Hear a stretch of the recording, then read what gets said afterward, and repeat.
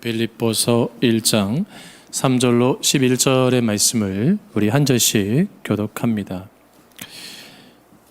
내가 너희를 생각할 때마다 나의 하나님께 감사하며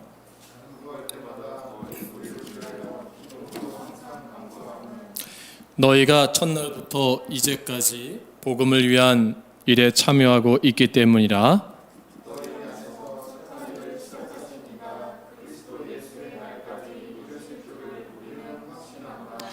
내가 너희 무리를 위하여 이와 같이 생각하는 것이 마땅하니 이는 너희가 내 마음에 있음이며 나의 매임과 복음을 변명함과 확정함에 너희가 다 나와 함께 은혜에 참여한 자가 됨이라.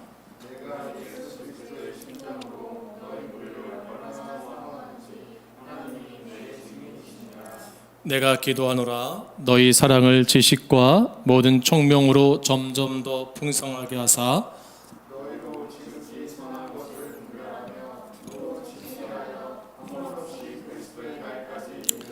같이 홍도합니다. 예수 그리스도로 말미암아 의의 열매가 가득하여 하나님의 영광과 찬송이 되기를 원하노라. 아멘. 할렐루야. 기쁨을 경험하는 삶 두 번째 시간으로 기쁨의 교제권을 소유하자, 기쁨의 교제권을 소유하자는 말씀으로 이 시간 함께 은혜를 나누고자 합니다. 우리 사랑하는 교우분들, 우리 서로 인사했으면 좋겠습니다. 앞지사분들에게 사랑합니다, 축복합니다 인사하겠습니다. 네, 온라인으로 각 가정에서 예배드리는 사랑하는 소망의 성도 여러분, 주의 이름으로 사랑하며 축복합니다. 유한진님의 질환지교를 꿈꾸며라는 수필이 있습니다. 그 내용의 대목 이런 것이 나오는데요. 저녁을 먹고 나면 허물없이 찾아가 차 한 잔을 마시고 싶다고 말할 수 있는 친구가 있으면 좋겠다. 입은 옷을 갈아입지 않고 김치 냄새가 좀 나더라도 흉보지 않을 친구가 우리 집 가까이에 있었으면 좋겠다. 비 오는 오후나 눈 내리는 밤에 고무신을 끌고 찾아가도 좋은 친구, 밤 늦도록 공허한 마음도 마음 놓고 보일 수 있고 악의 없이 남의 이야기를 주고받고 나서도 말이 날까 걱정되지 않는 친구, 나보다 나이가 많아도 좋고 동갑이어도 적어도 좋다. 다만 그의 인품이 맑은 강물처럼 조용하고 은근하며 깊고 신선하여 예술과 인생을 소중히 여길 만큼 성숙한 사람이면 된다. 그는 반드시 잘생길 필요가 없고 수수하나 멋을 알고 중후한 몸가짐을 할 수 있으면 된다. 톨스토이는 다정한 벗을 찾기 위해서라면 천리길도 멀지 않다고 했습니다. 여러분에게 이런 친구를 누구나 소원하며 꿈을 꿔봅니다. 또 실제로 이런 친구와 교제가 있다면 그 삶은 굉장히 기쁘고 행복할 것입니다. 사람은 누구를 만나느냐에 따라서 역사의 흐름을 바꾸는 인생이 될 수도 있고 정반대의 인생이 될 수 있는 것을 우리는 알 수 있습니다. 영국 수상을 지낸 2차 세계대전의 영웅 처칠의 이야기입니다. 그가 어린 시절 시골에 살 때 한 번은 연못에서 헤엄을 치다가 죽을 뻔하게 됩니다. 그때 한 가난한 집 아이가 와서 그 연못에서 처칠을 생명을 구해주게 됩니다. 그 일을 계기로 이 처칠과 이 가난한 집 아이는 절친이 됩니다. 아주 친한 친구가 되죠. 그래서 처칠은 부자였기 때문에 이 가난한 친구에게 이렇게 질문합니다. 내 소원이 무엇이냐? 그러다 친구가 머뭇대다가 런던에 가서 의학 공부를 하고 싶다라고 꿈을 이야기합니다. 처칠은 자기 집에 가서 자기 아버지에게 그 이야기를 합니다. 그래서 자신의 아들의 생명을 구해준 이 가난한 집 친구를 그 아버지가 공부를 시킵니다. 그래서 드디어 그 친구가 의사가 됩니다. 그 친구가 누굴까요? 그 친구가 페니실린을 발견한 바로 유명한 플레밍이라는 닥터가 됩니다. 근데 묘한 일이 벌어집니다. 페니실린을 발견한 지 얼마 되지 않아서 처칠이 폐렴으로 위독하게 됩니다. 그리고 중환 상태에 빠졌다는 소식을 듣게 됩니다. 플레밍은 그 페니실린을 들고 급히 달려가서 처칠을 간신히 살려냈고 그 처칠은 후에 수상이 됩니다. 처칠과 플레밍은 세상에서 가장 소중한 친구를 소유한 사람이 되었던 거죠.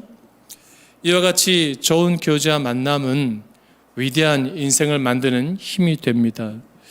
사랑하는 여러분, 우리의 인생에 있어서 필요한 것이 여러 가지가 있지만 정말 중요한 게 뭘까? 일평생 동안 정말 기쁨이 되는 좋은 친구가 있다는 것은 그 어떤 돈보다도 가치 있고 소중한 것입니다. 어떤 분은 이렇게 말합니다. 목사님, 저는 친구가 없어요. 라고 물어보는 분도 있을 수 있습니다. 여러분, 성경은 참 중요한 원리를 말씀하고 있는데요. 여러분, 가정을 이루신 분들, 남편과 아내가 제일 친한 분들 되어주세요. 왜냐하면 아담이 독초하는 것을 보시고 하나님이 돕는 배필 하와를 만드셨잖아요. 그러니까 부부가 가장 좋은 친구가 돼야 돼요. 또 자녀와 부모 간에 가장 좋은 친구가 돼야 됩니다. 또 형제와 자매 간에 가장 좋은 친구가 돼야 됩니다. 저는 여러분들이 이러한 좋은 관계가 되어지는 가정 되기를 주의 이름으로 축복합니다. 그럼 또 이렇게 질문할 수 있어요. 저는 그런 남편도 없고요, 아내도 없고요, 자녀도 없어요.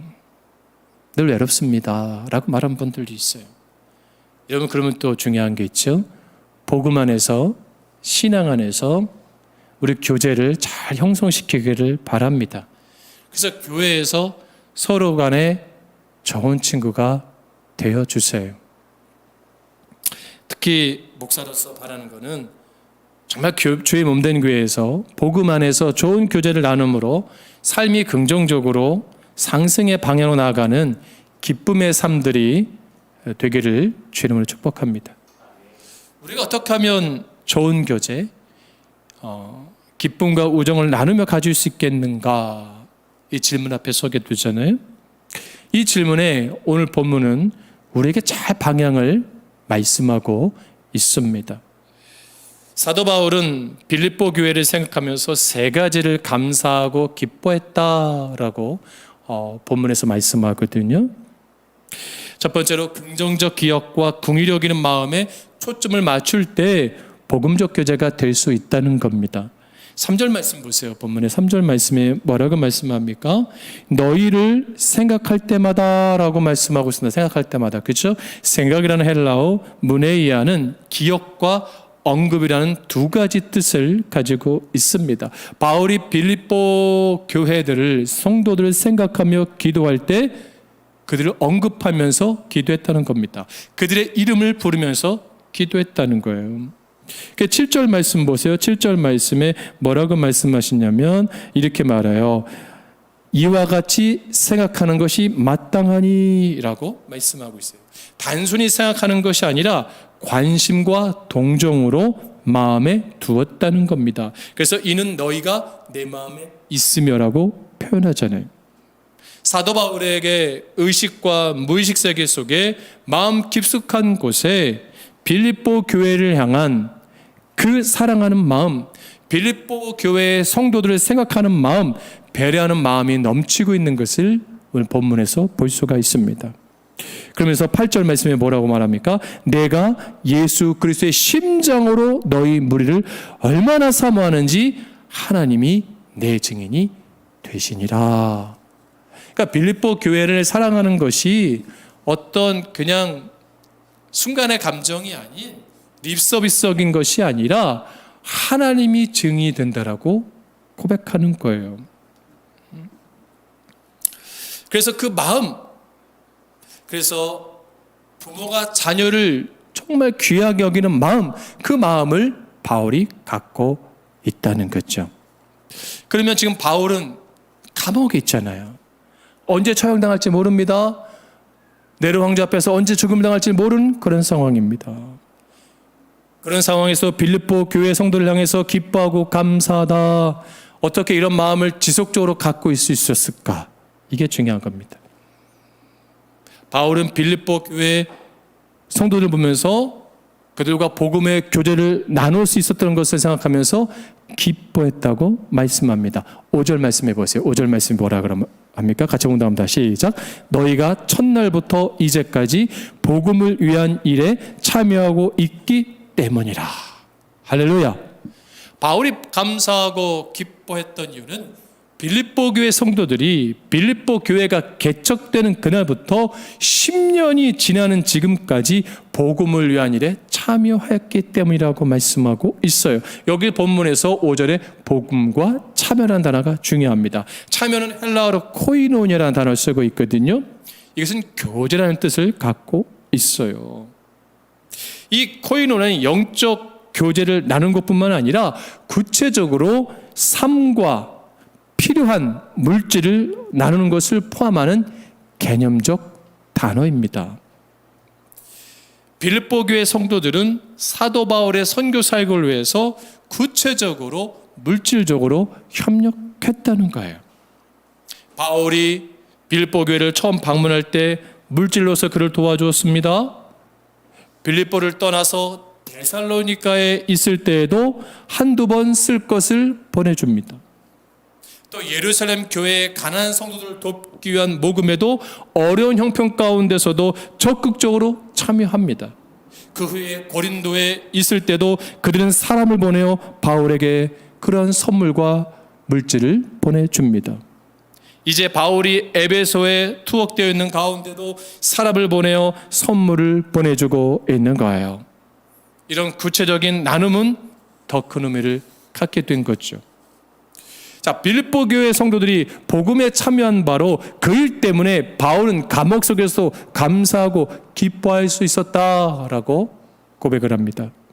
빌립보 교회 성도들은 이렇게 복음을 위해서 함께 참여함으로 인해서 바울에게 큰 감사와 기쁨을 주고 있었다는 거예요. 성도의 교제의 첫 번째 강조점이 복음에 있다면 두 번째 강조점은 어디에 있을까요? 바로 함께에 있다는 겁니다. 함께 고생하고 함께 수고하고 함께 헌신하는 공동체가 교회라는 거예요. 그래서 바울에게 있어서 기쁨은 뭐예요? 함께의 기쁨. 자기는 비록 감옥에 있지만 내 마음에 누가 함께 한다는 거예요? 빌립보 교회 성도들이 함께하고 있다. 그러니까 난 기쁘고 감사하다. 내가 지금 감옥 속에 갇혀 있지만 나는 혼자가 아니다. 나의 육체는 감옥 속에 가둘 수 있을지 모르지만 나의 영혼은 가둘 수 없다. 나의 영혼은 주님의 몸된 교회 성도들과 함께 있다. 빌립보 교회 성도들이 베풀었던 친절과 사랑을 떠올릴 때 감사할 수 있었던 거죠. 복음을 처음 접했을 때 시작해서 거의 10여 년 동안 변함없이 자신을 후원했던 수고를 생각했고 행복한 기억들에 제 초점을 맞췄기 때문에 바울은 감사했다라고 고백을 합니다. 이 본문을 보면서 참 제가 개인적으로 감동됐던 것은 또 무엇이 있냐면 우리 교회가 10년째입니다. 2012년 3월 17일 날 설립 예배를 드려서 10년이 되는데 저희 교회가 첫 해부터 그 첫 달부터 선교사 한 분을 비록 적지만 후원을 했고 저희가 이 절기연금을 어려운 곳에 흘려보냈습니다. 그 일이 지금까지 진행되고 있습니다. 이것이 점점 풍성해져서 이제는 소망풍차라는 딱 이름을 가지고 어려운 이웃에 도와주는 작지만 교회가 됐습니다. 이것을 볼 때 하나님이 우리 교회를, 우리 성도들을 기뻐하지 않을까? 바울 사도가 우리 수방교회를 볼 때 참 기뻐하지 않을까? 감사하지 않을까? 그러면서 여러분들 이름을 호명해가면서 바울 사도가 기도하지 않을까? 그런 아주 행복한 상상을 해보았습니다. 이 일에 쓰임받음에 감사하고 이 일에 동참함에 감사하고 워낙에 우리 교회가 더 부흥돼서 100가정, 1000가정, 10,000가정을 도울 수 있는 그런 축복 있는 교회 되기를 주님으로 축복합니다. 이것이 우리 안의 행복인 거죠. 우리가 정말 좋은 교제, 좋은 친구 갖길 원하잖아요. 그 가정에서든 일터에서든 교회에서든 우리가 그런 걸 먹기를 원해요. 그 우리 안에 어떤 마음이 있어야 되냐? 바울 사도처럼 목자의 마음, 부모의 마음, 예수님의 마음을 소유할 때 이 일이 가능한가요? 모든 초점을 감사에 맞췄고 행복했고 긍정적이었던 기억에 생각을 재집중할 때 회복되는 겁니다. 쉽게 말씀드리면 우리가 왜 친구 관계가 멀어지죠? 부부 관계가 왜 멀어지고 자녀와 부모 관계가 왜 깨지고 형제 자매가 왜 깨지죠? 섭섭하게 했던 거, 아프게 했던 거, 상처받게 했던 기억들이 나를 힘들게 하기 때문에 그런 거 아닙니까? 교회에서 받았던 상처, 목회자에게 받은 상처, 성도에게 받은 상처로 내 관계가 깨져요. 그리고 그걸 다시 하기가 두려운 거예요. 다시 그걸 시도하기가 겁내요. 왜? 또 상처받을까 봐. 그러니까 거기에 초점이 있으면 한 발자국도 뭐예요? 기쁨으로 나아갈 수가 없는 거예요. 감사로 나아갈 수가 없는 거예요. 그럼 어떻게 해야 돼요? 바울 사도가 빌립보 교회를 향할 때 빌립보 교회가 항상 감사한 게 아니잖아요. 문제가 많은 교회였잖아요.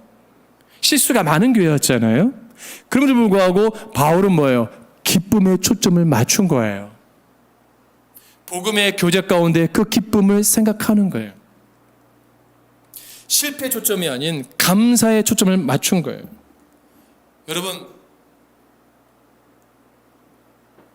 갓 결혼한 부부들을 보세요. 대화할 때 이런 말을 해요. 눈에서 꿀이 떨어진다고. 중청 집사가 막 어이없다시 웃고 있는데 둘이 얼마나 연애할 때는 둘이 그냥 눈이 뚫어지게, 그죠 김수현 집사님? 이노 오빠 뚫어지게 봤는데 지금 뭐예요? 눈도 안 마주잖아. 좋아가지고 좋았던 기억들이 있어요. 연애할 때 신혼 초에 그 좋았던 기억들이 있어요. 없나요? 물론 안 좋은 게 더 많지만 반드시 좋은 거 한두 가지는 있습니다. 여러분 그걸 다시 살리세요. 그 마음을 다시 회복하세요. 그때 내 남편 되는 분이 감동 줬던 것을 생각해 보세요. 내 아내 되었던 분이 감동 주게 했던 것들을 한번 끄집어내어 보세요. 그것들이 나를 이기게 할 수 있어야 돼요. 부모와 나의 관계에서도 마찬가지잖아요. 형제자매도 마찬가지예요. 안 좋은 게 다 많을 수 있어요. 근데 중요한 건 뭐예요? 좋은 게 있어요. 반드시 있어요. 그걸 찾으세요. 다시 회복하세요. 할렐루야. 그리고 그것을 확대시키세요. 거기에 집중하세요. 그러니까 좋았던 것들, 행복했던 시간들에 집중하다 보면 지금 내가 있는 걸 뭐예요? 이길 수가 있는 거예요. 그리고 현재와 내일의 기쁨으로 갈 수 있는 원동력이 되는 거예요. 그러니까 더 이상 그 안 좋았던 기억들이 나를 발목 잡으면 안 되죠. 그렇게 주저하면 안 되는 거예요. 다시 상처받을 거야, 다시 또 용기 받을, 그럴까봐 머뭇거리면 안 되는 거예요. 비록 또한 그렇다 할지라도 우리는 다시 힘을 내야 됩니다. 다시 용기를 내야 돼요. 그리고 다시 가정이 세워지고 일터가 세워지고 교회가 건강해져야죠. 할렐루야. 그렇게 세워져야 됩니다. 자, 바울 사도가 감사했다고 했는데 빌립보 교회 성도들이 바울의 사랑에 대한 그 빌립보 성도들 어떤 태도를 취했습니까? 구체적으로 동참했다는 거예요. 구체적인 교제가 있다는 거예요. 다시 한번 여러분 7절 말씀 보세요. 7절 말씀 시작. 내가 너희 무리를 위하여 이와 같이 생각하는 것이 마땅하니 이는 너희가 내 마음에 있음이며 나의 매임과 복음을 변명함과 확정함에 너희가 다 나와 함께 은혜에 참여한 자가 됨이라. 여기서 특별히 나의 매임과라는 단어가 나오거든요. 매임이라는 것은 뭐예요? 바울이 지금 로마 감옥에서 쇠사슬로 차고 옥살이하고 있다는 거예요. 그러니까 뭐예요? 비록 빌립보 교인들은 나와 함께 감옥에 있어서 매임당하고 있지 않지만 바울을 사랑함으로 후원함으로 함께 복음의 매인자가 되었다라고 고백하는 거예요. 바울사들은 황제 앞에서 복음을 전해야 될 것이다. 재판관들과 모든 귀족 앞에서 예수 그리스도가 구주되심을 전해야 될 사명을 가졌다라고 말하는 거예요. 그 복음을 변명함과 확장함에 거기에 같이 쓰임받고 있다. 그래서 이것을 위하여 선한 싸움, 영적 싸움을 하고 있다는 거예요. 근데 중요한 것은 뭐예요? 이 선한 싸움을 해서 나 혼자만 하고 있는 것이 아니라 빌립보 교회 너희들도 성도들로 함께하고 있다는 거예요. 이게 얼마나 큰 영광이고 얼마나 큰 감사합니까? 또 참여한 자가 되면 참여한다는 생각할 때 이것은 생사고락을 함께하는 의미를 지니고 있어요. 동반자의 의미를 가지고 있어요. 역사적 소명이 있는 곳에 복음 사역의 구경자가 아니라 구체적으로 참여하고 교제가 있기 때문에 그런 영원한 역사적 가치를 의미를 나타나게 되는 거죠. 빌립보 교인들은 예수를 믿는 순간부터 엄청난 핍박을 받았습니다. 그들은 사회로부터 분리를 배척을 당하는 삶을 살았어요. 그럼에도 불구하고 그들은 믿음을 지키기 위해서 최선의 노력을 다했습니다. 그래서 10년이 지나면서 빌립보 교회가 점점 부흥하죠. 자신들의 삶의 어려운 중에도 불구하고 헌금을 모아서 자기의 지도자인 에바브로 디도의 손에 들려서 저 멀리 바울사가 있는 로마 감옥에 보내기도 합니다. 바울이 사역에 아쉬울 것이 많이 있을 텐데 쓰도록 전해주세요. 그리고 에바브로 디도 당신은 빨리 돌아오지 말고 그 감옥에 같이 있으면서 바울 사도와 그 사역에 돕다가 오세요 부탁할 정도의 교회였습니다. 이 이야기를 들은 바울은 선한 싸움을 나 혼자 하고 있는 것이 아니라 함께하고 있다고 고백하는 거예요. 누군가 나와 함께하고 있을 때 힘이 나지 않습니까? 누군가 나와 함께 동반자가 될 때 힘이 되지 않습니까? 여러분, 그런 아내, 그런 남편 되어주세요. 그런 부모, 그런 자녀 되어주세요. 그런 목사, 그런 성도가 되어야 되고요. 그런 성도와 목사, 또 성도와 성도간이 되어야 될 줄로 믿습니다. 교회는 함께 지어져 가고 함께 세워져 가는 겁니다. 우리는 주님 오시는 그날까지 이 복음 사명, 선교적 사명, 영혼 구령의 사명을 중단하면 안 됩니다. 제가 어제 물건을 담으면서 참 감사했던 것이 있어요. 무엇이냐면 10년의 시간을 보면서 저희가 처음엔 이것이 아니었거든요. 쌀을 통해서 어려운 이들을 도왔는데 어느 순간부터 이 소망 풍차라는 것이 정해지고 이것이 이제 물품이 모아져서 이웃들에게 보내지게 되었습니다. 내가 섬긴 것은 된장 하나고, 내가 섬긴 것은 고추장이고, 내가 섬긴 것은 뭐 참치고, 내가 섬긴 것은 뭐 라면이고 하나인데 이 물품들이 쫙 모이니까 볼만한 거예요. 그리고 제 마음에도 이야, 이거 나도 하나 가졌으면 좋겠다. 제 마음도 솔직히 그렇더라고요.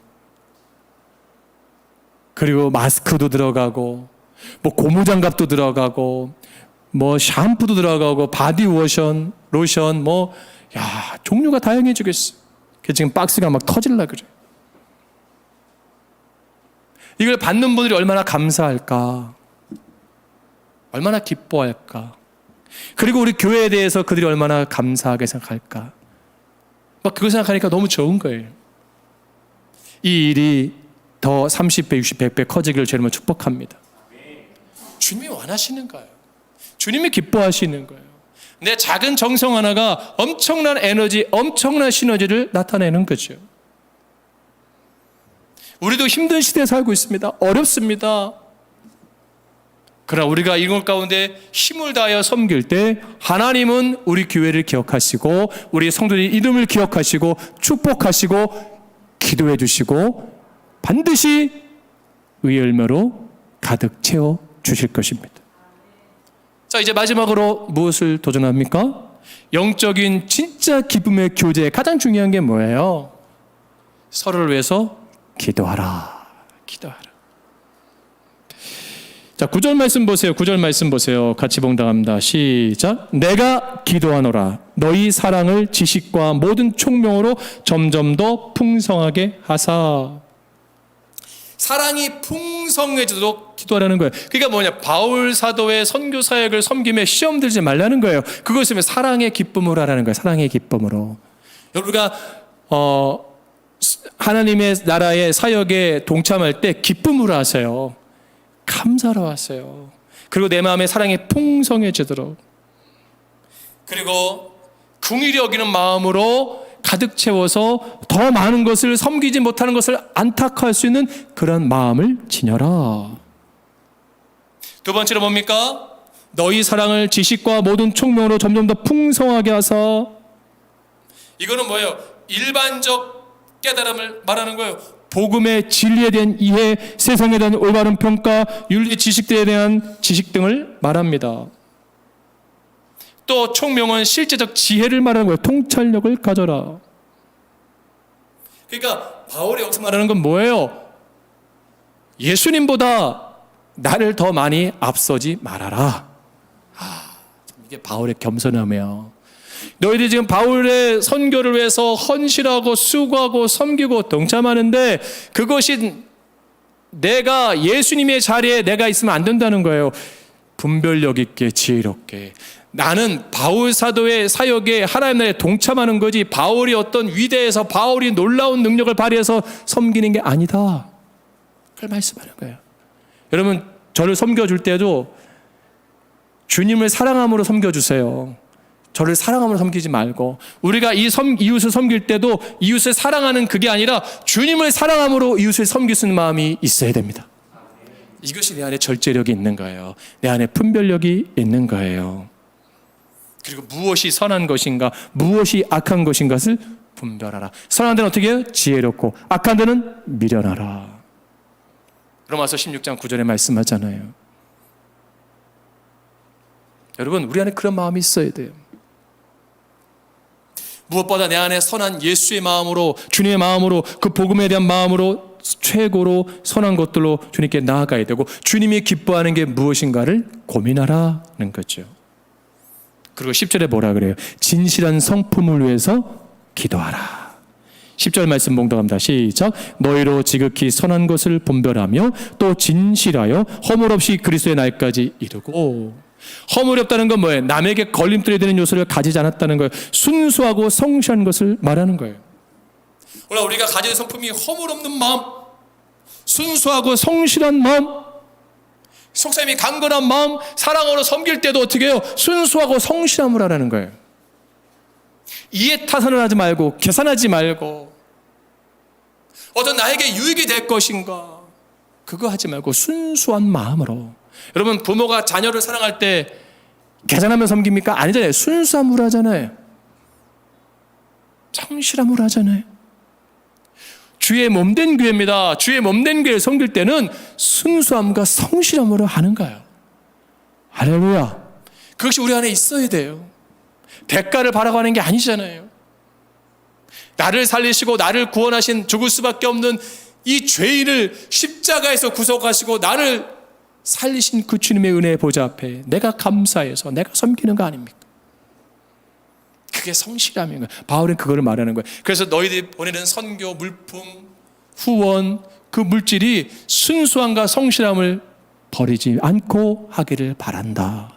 하나님 은혜 주신 거에 감사해서 그 성실했던 마음으로 섬기는 마음이 변질되지 않기를 기도하고 있는 거죠. 마지막으로 뭐예요? 의의 열매가 가득하도록 서로 기도해라. 예수 그리스도와의 올바른 관계가 성립될 때 의의 열매가 나온다라고 바울은 권면하고 있어요. 여러분, 만약에 포대자루가 있어요. 포대가 있어요. 포대가. 거기 밑에가 만약 구멍이 났다고 생각해 보세요. 아무리 부으면 뭐예요? 다 쏟아져요. 제가 예전에 청년 때 낚시를 친구 따라간 적이 있었는데, 완전 초보니까 민물 낚시를 갔는데 1.5칸짜리인가 2칸짜리를 놓고 낚시하는데 잘 잡히는 거예요. 이야, 이 기분 좋더라고요. 그래서 그 망 있잖아요. 망, 물고기 눕는 방. 그냥 막 놓죠. 그리고 시간이 나서 딱 일어서고 들었는데 물고기가 한 마리도 없어. 얼마나 속상하고 얼마나 괴롭든지 보니까 그 망에 구멍이 주먹만한 게 이렇게 요만큼 난 거예요. 요만큼 구멍이 요 틈으로 물고기가 다 빠져나간 거예요. 얼마나 분통 터지고 화가 났든지. 예. 우리가 아무리 노력해도 아무리 우리가 쏟아부어도 구멍이 나 있으면 다 빠져나가는 거예요.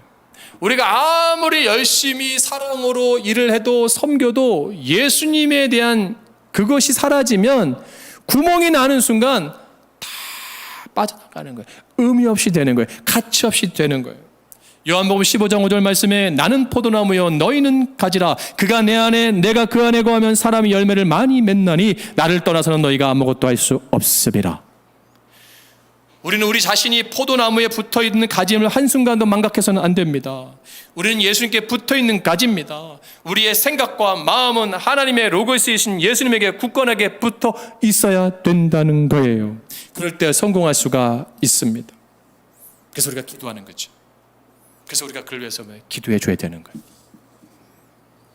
내 가장 사랑하는 영혼이 주님과 붙어 있기를 위해서 기도해야 됩니다. 그것이 우리 가운데 도전되는 거잖아요. 여러분 다시 말씀을 정리합니다. 우리 안에 생각, 긍정적인 기억들에 초점을 맞추세요. 우리가 있는 것을 나누는 동반자의 삶으로 헌신하기를 주님으로 축복합니다. 함께 도고 기도해 주시고 아름다운 영적인 교제, 복음적인 교제를 나누는 성도가 되기를 주님으로 축복합니다. 우리 교회가 주님 오시는 그날까지 이 섬김의 사역이 중단되지 않기를 바랍니다. 그래서 우리 교회 300의 비전이 뭐예요? 100명의 선교사를 파송하고 100개의 교회를 세우고 100개의 기관을 세우는 그러한 교회입니다. 헛된 꿈일 수도 있습니다. 그러나 뭐예요? 하나님 마음에 합하면 하나님이 이루실 줄로 믿습니다. 거기에 우리가 동참되어지고 거기에 우리가 쓰임받는다는 거, 이거 너무 행복한 거예요. 여러분 혹시 목회자에게 상처받은 성도 있다면 이제 그 기억들을 잊어버리세요. 목사도 상처받아요. 네. 성도에게 상처받은 것 여러분 그거 다 잊어버려요. 좋았던 게 진짜 좋잖아요. 좋았던 것들. 혹시 저하고 관계 소홀한 분들 계세요? 우리 소망교회 성도분 가운데? 그래서 그냥 교회 안 나오고 그냥 아예 그냥 난 가정에서 예배드리라, 아니면 그냥 우리 교회도 안 드리고 난 당분간 교회에 쉬리라, 이런 분 있으면요 그래도 저하고 좋았던 거 하나는 있을 거 아니야. 한 가지는 있을 거 아니야. 박명생 있어요 없어요? 있죠. 안 좋은 게 더 많은데 좋은 거 있잖아. 그걸 생각하자고 서로. 그리고 회복합시다. 함석헌 선생님의 그 사람을 가졌는가를 소개하며 말씀을 정리합니다. 여러분 이 함석헌님의 그 사람을 가졌는가를 시를 들으면서요 내가 정말 아름다운 동행의 삶을 살고 있는지 스스로 돌아보길 바랍니다. 우리가 잘 아는 글이지만 제가 한번 읽어드리겠습니다. 말리길 나서는 날 처자를 내맡기며 맘 놓고 갈 만한 사람, 그 사람을 그대는 가졌는가? 온 세상 다 나를 버려도 마음이 외로울 때에도 저만이야 하고 믿어지는 그 사람을 그대는 가졌는가? 탔던 배 꺼지는 순간 구명대 서로 양보하며 너만은 제발 살아다오 할 그 사람을 그대는 가졌는가? 불의의 사형장에서 다 죽어도 너희 세상 빛을 위해 저만은 살려두고라 일러줄 그 사람을 그대는 가졌는가? 잊지 못할 이 세상을 떠나려 할 때 저 하나 있으니 하며 빈끝이 웃고 눈을 감을 그 사람을 그대는 가졌는가? 부디 나는 요나단 같은 친구, 다윗과 같은 친구를 가졌노라. 나는 날 위해 목숨을 주신 예수님을 친구로 가졌노라. 이렇게 외칠 수 있는, 그래서 아름다운 기쁨이 삶이 될 수 있는 우리가 되기를 주의 이름으로 축복합니다. 기도하겠습니다.